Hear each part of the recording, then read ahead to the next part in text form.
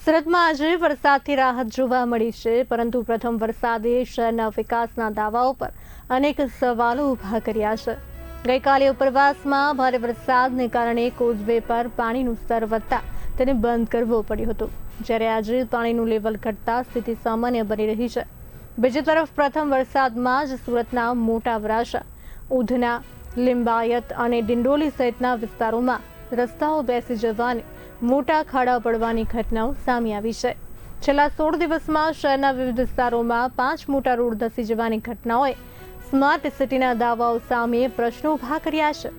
આ ગંભીર સ્થિતિને ધ્યાનમાં રાખીને સુરત મહાનગરપાલિકાએ 5 મોટી ઇન્ફ્રાસ્ટ્રક્ચર કંપનીઓને શોકોઝ નોટિસ ફટકારી છે। આશ્ચર્યની વાત તો એ છે કે આ કંપનીઓને રોડ નિર્માણ ક્ષેત્રમાં 10 થી 41 વર્ષનો અનુભવ હોવા છતાં અનેક રસ્તાઓ 40 મીટરથી લઈને 700 મીટર સુધી ધસી ગયા હોવાનું સામે આવ્યું છે। વિપક્ષે આ સમગ્ર મામલે ભ્રષ્ટાચારના આક્ષેપો કર્યા છે, જ્યારે મનપાના પદાધિકારીઓએ પૂછાયેલા સવાલોના સંતોષકારક જવાબો આપ્યા ન હોવાનું પણ ચર્ચાઈ રહ્યું છે।